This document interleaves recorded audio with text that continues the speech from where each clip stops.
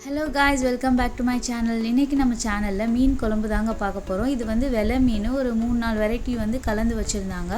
அதில் மண்டையை மட்டும் தனியாக வச்சுட்டு வாலை வந்து பொரிச்சிட போகிறோம். மண்டையை போட்டு குழம்பு வைக்க போகிறோம். வாங்க அது எப்படி பண்ணலான்னு பார்ப்போம். ஃபர்ஸ்ட்டு கடாயில் எண்ணெய் ஊற்றிக்கோங்க. எண்ணெய் நல்லா சூடானவுடனே வெந்தயமும் சோம்பும் ஆட் பண்ணிக்கலாம். வெந்தயம் சோம்பும் நல்லா பொரிஞ்சு வந்தோடனே இது கூட வந்து 1.5 வெங்காயம் நறுக்கி வச்சுருக்கேன். அதை இது கூட ஆட் பண்ணிக்கோங்க. ஒரு கொத்து அளவுக்கு கறி லீவ்ஸ் ஆட் பண்ணிக்கோங்க.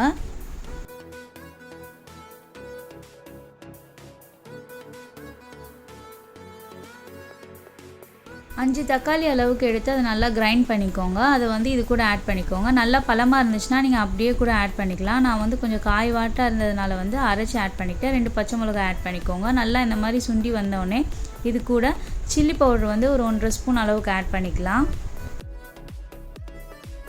மீன் மசாலா தூள் 3 ஸ்பூன் ஆட் பண்ணிக்கலாம். இது வந்து வீட்டில் அரைச்சது. அதுக்கப்புறம் வந்து ஆச்சியில் மீன் குழம்பு மசாலான்னு விற்கும். அது வந்து நான் ஒரு 1.5 ஸ்பூன் அளவுக்கு ஆட் பண்ணிக்கிறேன். இது போட்டால் இன்னும் கொஞ்சம் டேஸ்ட் நல்லாயிருக்கும்னு சொல்லி இது கொஞ்சம் ஆட் பண்ணுறேன். இது நல்லா சாட்டே பண்ணிக்கோங்க. 3 கத்திரிக்காய் வந்து நறுக்கி வச்சுருக்கேன். அதை வந்து இது கூட ஆட் பண்ணிக்கலாம். ஆட் பண்ணி நல்லா சாட்டே பண்ணிக்கோங்க. அதுக்கப்புறம் வந்து கொஞ்சம் தண்ணியை ஆட் பண்ணிக்கோங்க. புளி வந்து ஒரு லெமன் சைஸ் அளவுக்கு தனியாக கரைச்சி வச்சுக்கலாம். அதையும் வந்து இது கூட ஆட் பண்ணிக்கலாம்.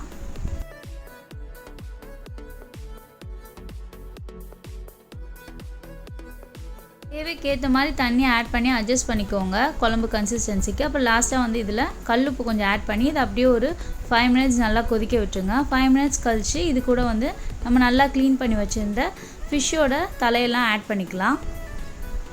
மீன் வந்து எவ்வளோ ஃப்ரெஷ்ஷாக இருக்கோ அந்த அளவுக்கு வந்து குழம்போட டேஸ்ட்டும் செம்மையாக இருக்குங்க.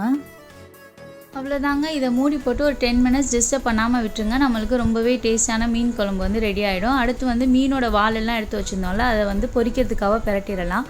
அதுக்கு வந்து ஒரு 1.5 ஸ்பூன் அளவுக்கு மிளகாத்தூள் ஆட் பண்ணிக்கலாம். அதுக்கப்புறம் வந்து ஒரு 4 பூண்டு வந்து நல்லா தட்டி இடித்து வச்சுருக்கேன்.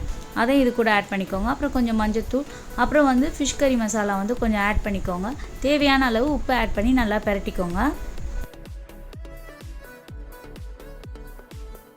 ஒரு 10 மினிட்ஸ் கழித்து மீன் குழம்பு வந்து நம்ம ஓப்பன் பண்ணி பார்த்தோன்னா நல்லா எண்ணெய் விட்டு இருக்கும். அப்போ வந்து நம்ம கடைசியாக கொத்தமல்லி இலை வந்து தூவி விட்டு இறக்கிடலாம். அவ்வளோதான். ரொம்பவே டேஸ்ட்டான மீன் குழம்பு வந்து ரெடி ஆகிடுச்சுங்க. இது வெலை மீன் போட்டது ரொம்பவே டேஸ்ட்டாக இருந்தது குழம்பு. அதுக்கு சைடிஷாக வந்து கீரை தான் இன்றைக்கி பொரிச்சிருந்தேன். இன்னொரு சைடில் வந்து பெரட்டின மீனையும் வந்து பொரிச்சு எடுத்தாச்சுங்க. அவ்வளோதாங்க. இன்றைக்கான சமையல் வந்து ரெடி ஆகிடுச்சு. பொன்னாங்கண்ணி பொரியல் பொரிச்சாச்சு, மீனும் பொரிச்சாச்சு, மீன் குழம்பு ரெடி ஆகிடுச்சு. நீங்களும் ட்ரை பண்ணி பாருங்கள்.